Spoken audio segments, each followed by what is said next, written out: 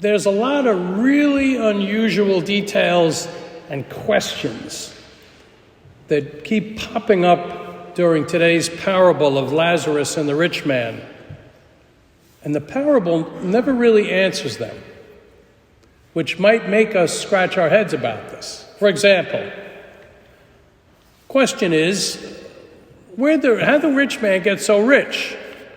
Did God bless him with riches?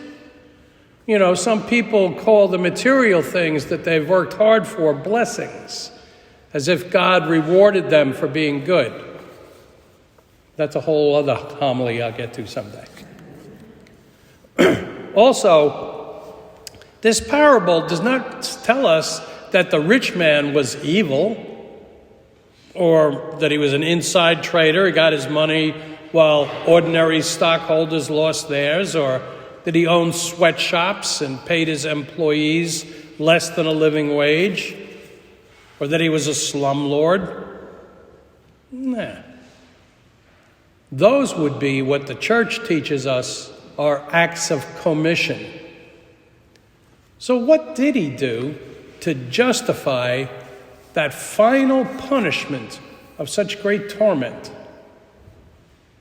What did he do? He didn't do anything. He did nothing. Nothing. Those are acts of omission. The greatest and most insidious of all of our misdeeds. He simply ignored that desperate man at his doorstep. How many times did he come and go from his house for business or pleasure, and all the while he ignored that miserable person at the doorstep? That's what caused the final torment. That is what put him on the other side of the great chasm separating him from Abraham and Lazarus. Here's some more questions to scratch our head over. How did Lazarus get so poor? Was he born into the 95% of desperately poor people? Was he injured while working in the fields? Was he born with some physical limitation? Was he mentally ill? Nor does the story tell us that Lazarus was particularly good or saintly. And whatever he did to earn his place by Abraham's side. This parable never tells us whether Lazarus was good or evil, or whether he was poor or noble. Lazarus is just that man at the door who is passed by and unnoticed. He is one of the invisible poor, invisible to that rich man who had more pressing matters in his life. Lazarus became part of the daily scenery that we all get used to seeing. And soon we don't even notice that anymore. It's like the people who live in tents under highway overpasses. Like the families at our borders who are fleeing desperate violence in their hometowns. And so they come north to our doorstep in order to find relief and protection. The story shows Lazarus and the rich man in the next life, and a lot has changed for them to the extreme. Lazarus is now in the comfort and security of the bosom of Abraham. The bosom of Abraham? That is very high praise for a Jewish person. And the rich man is in torment. But here's something else that's changed. In all of the parables that Jesus tells us, the ones about women who need bread, farmers who plant seeds, landowners who hire workers, good Samaritans, prodigal sons, this is the only parable where the person is named. Unlike our world, where we know the names of the rich and famous and the poor are invisible and anonymous, in this story, it's the rich man who is anonymous. no name, and the poor man is named Lazarus. Do you know what Lazarus means? It means the one who God helps.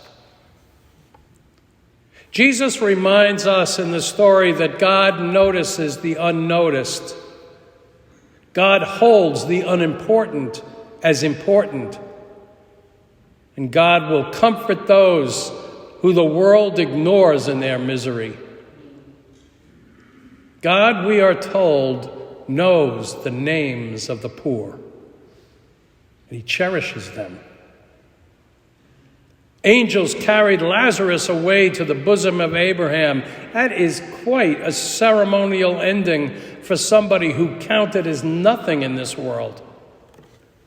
And the rich man, well, you all heard, he dies pretty much without any ceremony. The rich man also died and was buried. That's what it says. That's all that it says. So you see, this parable is like an alarm clock. It's supposed to wake us up. It is intentionally stark and tells us where God's heart really is. Riches and comforts are not proof of God's favor. And what we call the good life and blessings are not signs of God's approval. In other words, having a lot does not prove that we are in God's good graces. That alarm clock is ringing, folks. And Jesus is telling us, wake up, you still have time. Take notice. Act on what you see. The poor and the desperate are right here now at our doorstep. So that's a good place to look, to see, to respond to those in need who require our time and attention. Modern forms of communication like TV and podcasts and the internet, they have brought the poor and the desperate of the world right up close to us. They've also helped us hear this gospel as it takes flesh in the actions and the words of our own Pope Francis. And while national borders must be respected, so must also the needs of those in desperate conditions who are right at our doorstep. You know what, too? Also at our doorstep are the citizens of Ukraine. We've almost forgotten about them, haven't we? Who are still under siege every day and night by an evil regime. Jesus and his parents certainly knew these migrants and refugees and victims' experiences firsthand, because you all remember that the Holy Family were also immigrants and refugees and victims fleeing from violence and a murder plot right in their native land as they escaped to safety to Egypt. Our bishops have reminded us that to respect life is also to respect human dignity and family integrity. Our bishops have criticized the practices that separate spouses and children and infants, all vulnerable. Our bishops tell us that such actions hardly show respect for life. That is the core teaching of our church. We may not know the names of those coming to us out of desperation, but like Lazarus, they too can be called the ones who God loves. And they're not so invisible, are they? We have seen them, haven't we? They are at our doorstep, not just in the news, but right here in our own country, in our own state, in our own community. The gospel tells us to keep an eye out for Lazarus, that person that we tend to overlook, but who is really cherished by God.